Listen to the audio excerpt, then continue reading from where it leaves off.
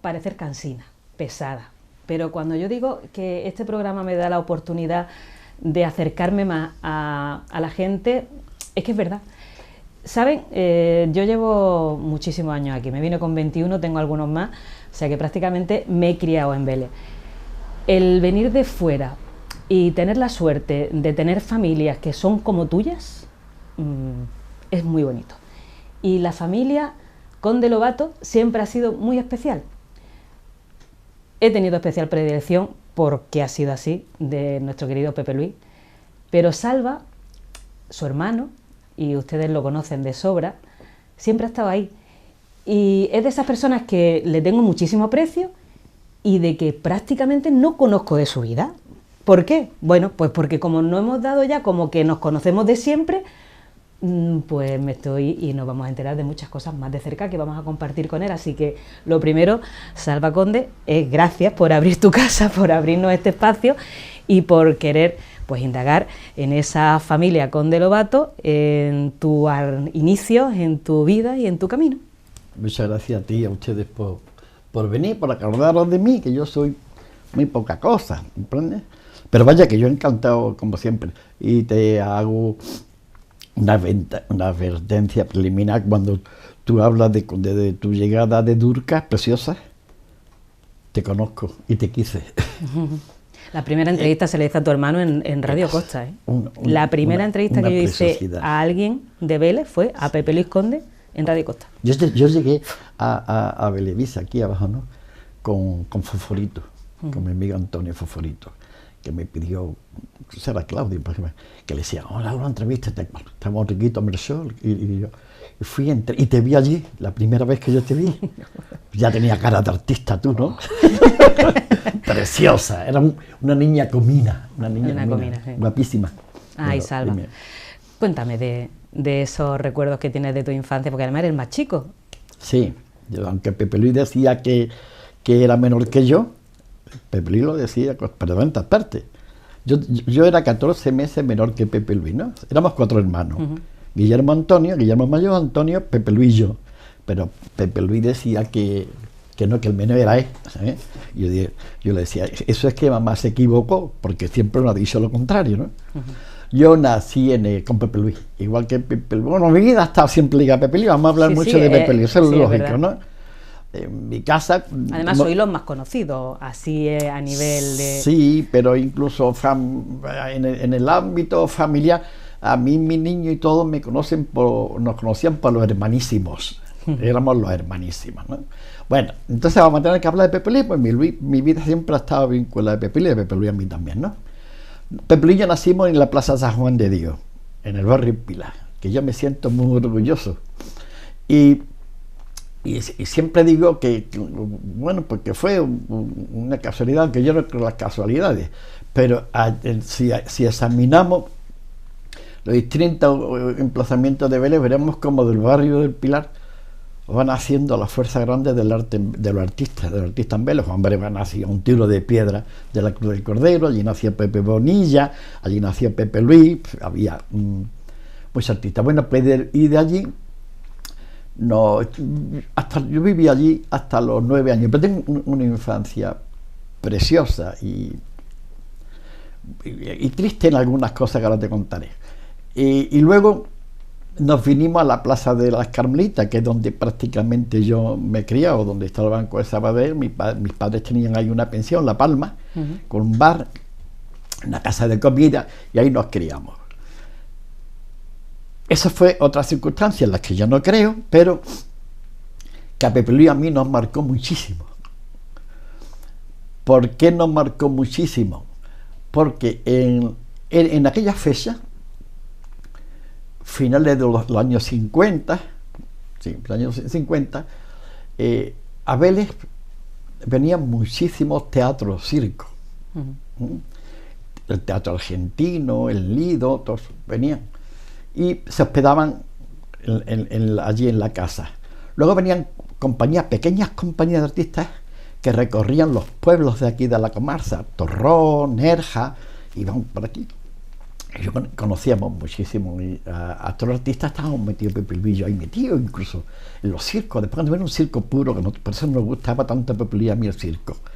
Y eso pues nos introdujo en un mundo de la farándula totalmente para nosotros desconocido, pero que nos cautivó. Yo muy joven, yo nunca recuerdo cuando empecé a tocar la guitarra. Eso te iba a preguntar, que cómo surge. Pues, es que yo no lo sé, pero es que el que tocaba la guitarra era Pepe Luis. Ajá. Y en la guitarra hay una realidad, que es cuando tú estás aprendiendo, tú que tocas la guitarra, y muy bien, pues la guitarra suena o no suena. Como dicen los gitanos, tiene mala uva, la guitarra suena o no suena. Es decir, si te suena la guitarra, te digo, pues te suena, y si no te suena, no te suena. Y curiosamente Pepe Luis empieza a tocar la guitarra. Pepe Luis empezó tocando la guitarra. Y a Pepe Luis no le sonaba la guitarra. Era muy listo. Tiene un oído, siempre tuvo un oído privilegiado, no conocía a nadie con un oído más perfecto. Y con un sentido del ritmo también. Pues, pero resulta que él trae una guitarra a la casa, que pues estaba en una rondalla, la rondalla azul, que fue muy popular. Y yo veía que ponía las posturas, eso sí lo recuerdo, que ponía las posturitas y tacatota, aquello, cuando él se iba yo cogía la guitarra. Pero es que estoy viendo que estas son las cosas de los programas. Directo. Vamos a mover un poquito el micrófono porque es que se te va para el cuello, que quiere también él cantar contigo, ¿eh? ¿Tú crees? Cantar los recuerdos de... En cantar de la guitarra, ¿sabes? Exactamente. Y entonces, ¿qué ocurre? Bueno, porque yo empecé a tocar la guitarra. Y venían me acuerdo que venía a recogerlo. Mi hermano Pepe Luis no sabía que yo le había copiado las posturitas, el mi, y metía la mano y la guitarra, y cuando venía, pum. Después se compró una guitarra en Martín Collado, de una tienda aquí, que le costó 350 pesetas. Y él, como era tan habilidoso, le hizo la funda la hizo él. Y le puso una llavecilla. Él ya estaría escamadillo de que yo le cogía la guitarra, para otra vez esa afinadita o algo. Entonces le puso un cierre, su llavecita y todo. Y a mí me fastidió. Pero yo me la ingenié con un ganchillo de mi madre y hasta que soltó y yo ya cogía la guitarra. Y una vez venía a recoger los Sábados Gallardo, que tocaban muy bien el laúd, no sé si lo sabes, tocaban muy bien el laúd, venía a recogerlo. Y yo estaba tocando arriba, y Pepe Luis, digo, no, soy yo. Y dice, ¿y tú qué haces tocando? Digo, no digas nada a mi hermano. Pero eso fue autodidacta, ¿no? O sea, tú fijándote, sí, copiando las posturas, los deditos. Sí, que allí, en aquellos tiempos no había tutoriales del YouTube que tú lo pones y te lo enseñas. Bueno, ahora te contaré lo que yo sufrí. Pero entonces me dice, toque. Y cuando vine me dice, oye, que tu hermano le suena muy bien la guitarra. Y dice, algo raro le pasa a mi guitarra. Acabé yo tocando en la rondalla. Y a mí la guitarra, desde primera hora, vuelvo a repetirte, que me sonó. Eso que sonaba, ya está. El señor te dice, ¿suena? No, y te suena. Y yo no es que me enamoré de la guitarra, sino que desde entonces, de esa fecha, yo tengo dos adicciones en la vida. Dos adicciones perpetuas. Una es la guitarra y otra después te la cuento, que es la lectura, si no tiene más. Pero a mí la guitarra me cautivó y yo quería aprender. Bien. Si vuelvo a mi nacimiento, yo soy un hijo, yo soy un niño de la posguerra, con todas las consecuencias que eso conllevaba. No solamente la falta de alimento, que también yo, gracias al Señor, no lo conocimos en mi casa, pero yo sí lo he visto. Yo lo he conocido, yo lo he visto. Salíamos con la merienda en la mano, pastillas, chocolate y pan, por el barrio del Pilar. Y llegaban los niños, te pegaban un tortazo y te quitaban la merienda. Yo he visto y cosas más tristes. Pero bueno, yo lo he visto. Pero en esa vertiente no solamente fue lo que sufrió aquella generación nuestra, sino después el acceso a lo académico. Sí, pero Salva, es curioso porque en un tiempo tan complicado sí que erais muy creativos. O sea, la alegría se encontraba, esos espectáculos que realizabais. Bueno, también teníais un primo por ahí que con la palabra era imaginativo y vosotros habéis tenido que disfrutar muchísimo creando, Sí, ¿no? sí, pero eso es porque se agudizaba el ingenio, se agudizaba el ingenio. Por ejemplo, cuando yo empiezo a tocar la guitarra, ¿qué ocurre? Que aquí no había nadie, ningún profesor que te enseñase a tocar la guitarra, nadie. En vez no tocaba la guitarra, nadie. Había De cuatro hecho, tú has aficionados. sido profesor. ¿Perdón? Después de guitarra, tú has sido el profesor. Ya sí, humilde, humilde. Pero verá, hombre, lo que siempre tuve fue buena pedagogía, eso sí. Y, y paciencia. Pero resulta que no había dónde aprender. Había los célebres verdialeros, pero yo no, porque yo era muy jovencillo, muy jovencito, y sustituí a un guitarrista que tenía los coridanzas. Aquí en la Plaza del Carmen se ensayaba, llamaba con cuchara, tenía una pina amputada, y él me enseñó el ritmo de verdiales dentro de lo que el hombre sabía que no hacía mal. Vale, pero ya está, para usted ya nada, aquí de flamenco nada. Vélez no ha sido un pueblo flamenco. ¿Y cómo nace ese amor por el flamenco? Porque Vélez fue siempre también por la plenitud de esa época que nosotros en el flamenco le llamamos la ópera flamenca, ¿no? El flamenco decae, en la historia del flamenco, el flamenco puro decae y aparece la ópera flamenca, que ya hay otros cantes, hay otra música, y Vélez entra ahí en caja y velera muy marchenero, muy de Vallejo, muy de Valderrama, pero Vélez apareció ya en el flamenco puro después, muchísimo después, a partir del año 60. Bien, ¿y qué ocurre? Pues que no había dónde aprender, pero fíjate, Pepe Luis, como siempre ha sido tan listo, pues se enteró que había un profesor, un señor en Vélez que tocaba la guitarra clásica muy bien, había estudiado en guitarra clásica. Y ese señor se llamaba don José López, padre de Alfonso López Moreno, el alcalde, pues le había dado clase a Antonio Albanés, un niño nosotros conocíamos que se fue a Madrid a trabajar, sus padres se fueron a trabajar a Madrid. El niño tuvo la suerte, por una circunstancia también, de estudiar en el conservatorio y se habrá jubilado, no ha mucho, de profesor del Conservatorio de Londres, de guitarra española. Luego también nos enseñaba clásico, que es lo que sabía, pero la desesperación de que quiere saber y no encuentra dónde aprender, pues le hizo a otro muchacho de Lagos que venía con una bicicleta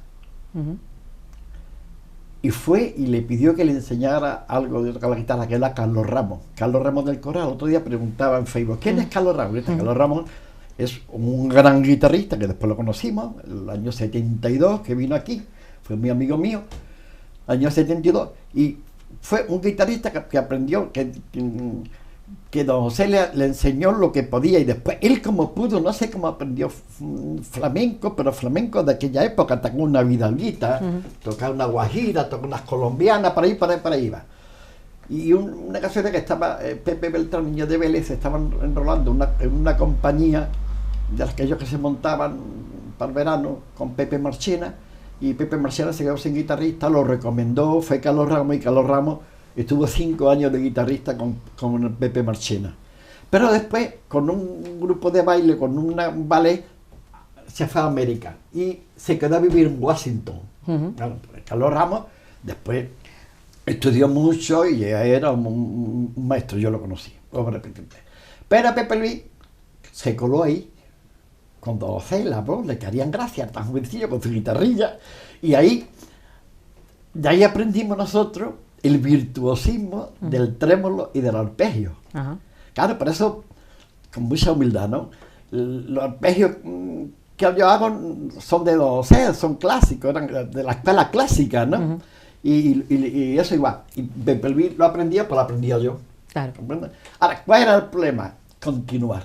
Entonces, eso, locuras para aprender la guitarra. Iba a Málaga tampoco había grandes maestros. Estaba Antonio Vargas, un ciego. el maestro Alcoba, no había mala. La escuela guitarrística flamenca estaba y está y estará siempre en Granada. Es cierto. Desde el siglo XVII, ahora me han regalado un libro de estos flamencos que te he comentado, de una niña que es un trabajo imponente. Se llama Paseando por Granada desde el flamenco. Y ha hecho una historia de la guitarra granadina impresionante, estoy leyendo ahora. Bueno, pues desde el siglo X y finales del XVIII aparece un guitarrista allí, por el vecino, el León Murciano. Pues ese hombre crea una escuela. Entonces, esa escuela llega hasta los Amaya, los Habichuelas, tú lo conoces, Juan Grecia. Salva, yo quiero hablar de tu vida, de muchas cosas, y como sigamos profundizando en el flamenco, yo sé que el problema, cuando algo te apasiona, evidentemente queremos compartirlo, pero sí que yo quiero en este programa saber más de ti. Perdón. Entonces, no, quiero que lo estrujemos al máximo, porque ese Salva que querían que fuera médico, sí. Bueno, pues con esas vivencias, con ese afán, además de autodidacta y aprendiz de todo, encarrilas tu vida, vas a la mili. Sí. Bueno, primero voy a trabajar en una oficina. A una oficina, ¿no? Estuve muchos años, la historia Cabello, cuando se abrió la historia. Y ahí, vuelvo a repetir, inicié la estudiar los 2 días, lo dejé por la guitarra, no tenía la guitarra más olvidada. Yo era tocar todos los días, perdona que me toqué otra vez. Pero sé que es que forma de... Claro, no tengo más remedio. Además, la guitarra es que es muy especial. Sí, tiene un mala uva. Tiene muchas horas. Yo hasta hace poco estaba tocando 5 horas, 4 todos los días, 4, 5, 6 horas, 6, 5, 4 todos los días, ¿no? Estudiando. Y de ahí, pues empecé ya a trabajar por muchos sitios, estuve en el banco trabajando, luego me independicé y creé, hice Aquabelli. Ajá. Con Rafael Galvez, yo monté Aquabelli y me fui para Málaga, monté un despacho en Málaga, en la Alameda, inmobiliario. Después me hice socio de Juan Ruiz, de Fundu, el grupo Fundu, muy importante. Allá me fui yo a Manilva y tenía un despacho en Fuengirola y otro por Manilva. Y después estuve en Bruselas montando una oficina también de grupo Fundu para acá. Bueno, me moví mucho.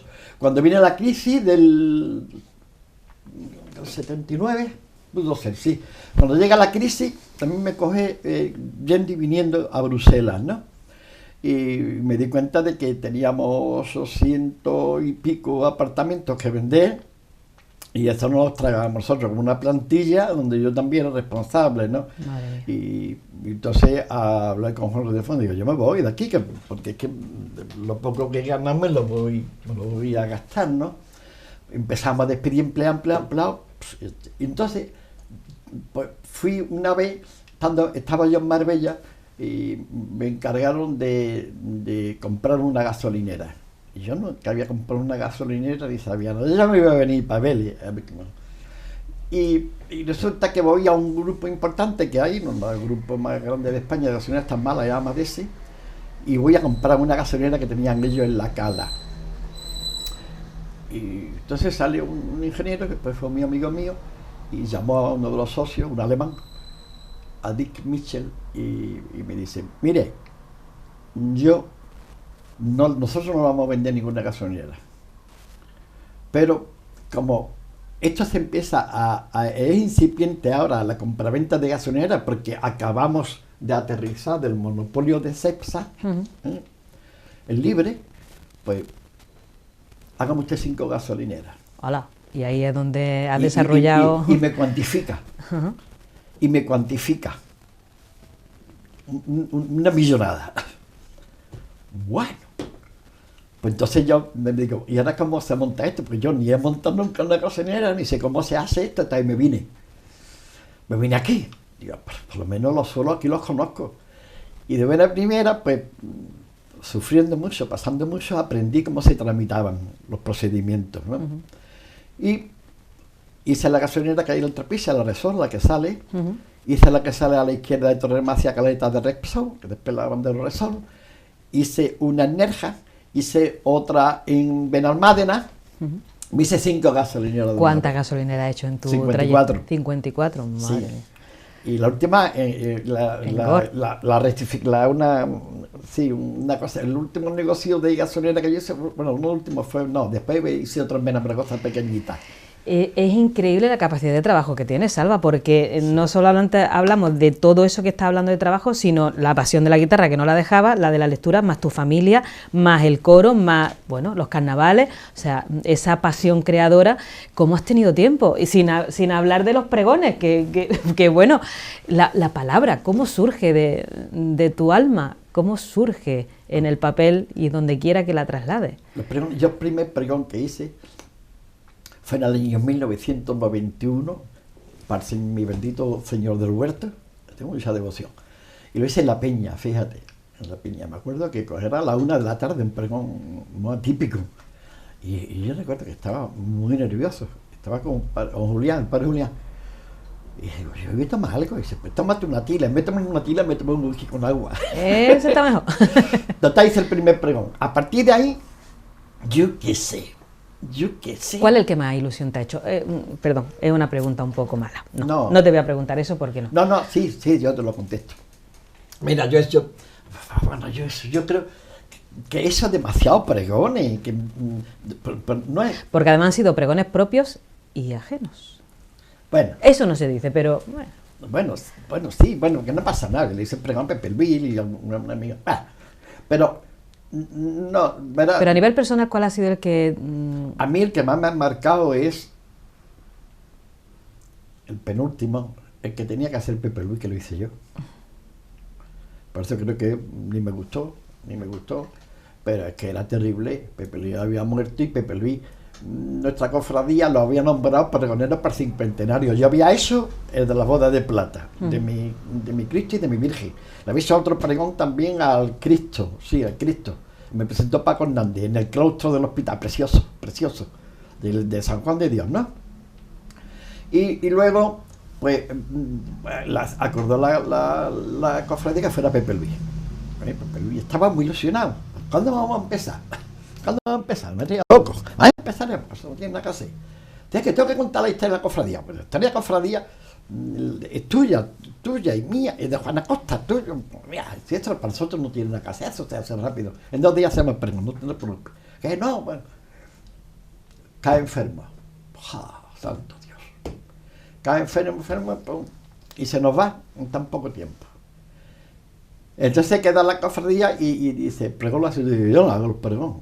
Yo tengo que hacer el pregón de mi hermano. Yo no había empezado a escribir el pregón de mi hermano. Total que tuve que hacerlo. Y ese me marcó. Me marcó porque lo pasé muy mal. Es lógico, ¿no? Claro. Lo pasé muy mal. Pero después, ya te digo que no es, yo soy muy franciscano, pero no es falsa humildad, te lo digo de verdad. Yo muchas veces me preguntaba, ¿por qué tienen que venir ¿por qué vienen? Bueno, pues yo creo que fíjate, a mí se me dio un caso curiosísimo, y es que un día me llama un señor y me dice, oiga, mire usted, vamos a hacer el pregón de la boda de plata de la romería de Almayate. Ni yo vi nunca Almayate, ni yo conocía en Almayate a nadie. Después conocí a mi amigo Miguel Vida, que es un encanto, y a su familia. Bueno, la boda de plata, yo no sé quién le había dicho que yo tuve, y hice el pregón de la boda de plata del Rocío, del Sagrado Corazón de Jesús, con un vídeo, ¿no?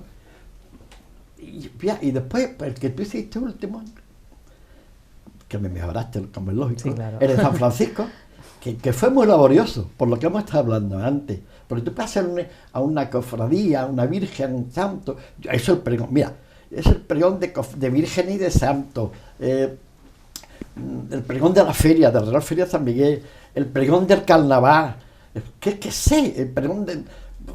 En 5 días tuve que hacer un pregón, yo, porque se había puesto enfermita la pregonera, y me llamaron y tuve yo que ir a suplirla y lo hicimos. Todo eso, pero había mucha gente que yo conozco, que siempre yo lo animo, digo, bueno, ¿y por qué no hacéis ustedes pregones? Los pregones, en fin, la vida es como...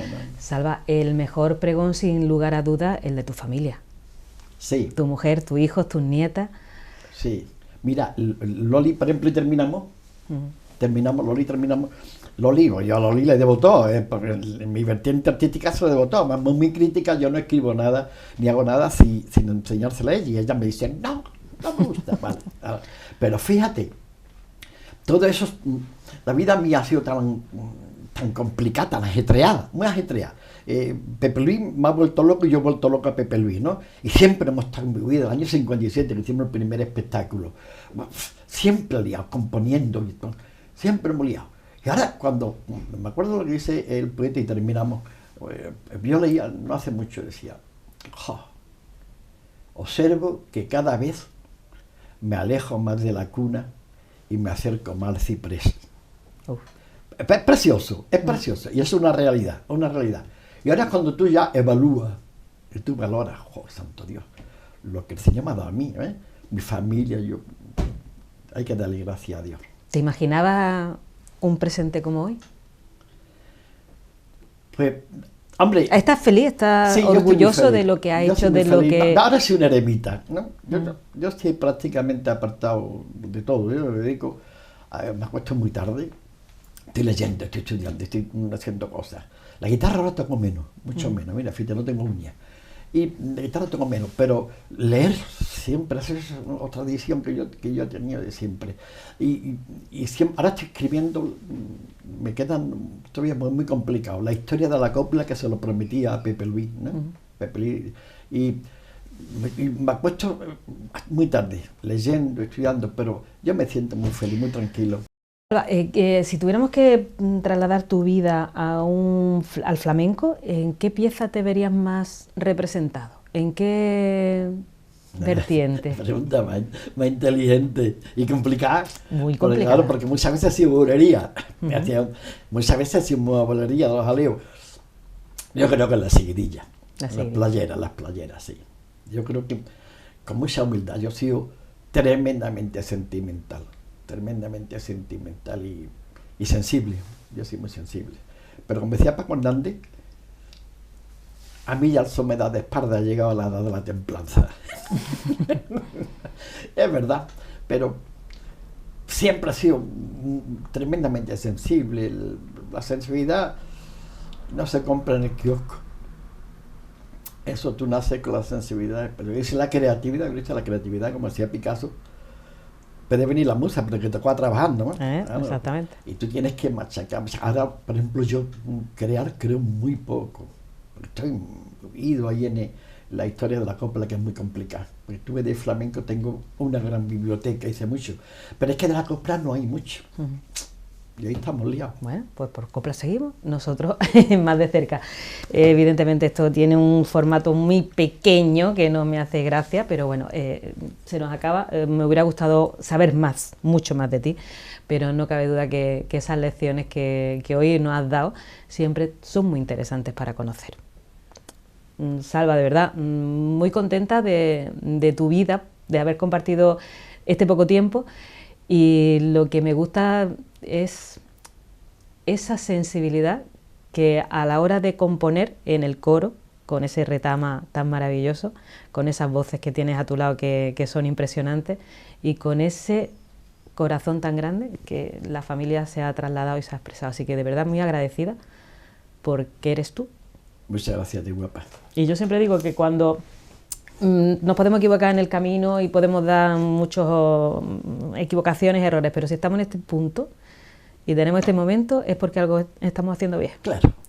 Bueno, mira, mi padre murió con muchos años, con 93, 94, y tú le preguntabas, Guillermo, ¿cómo estás? Y él decía, respiro.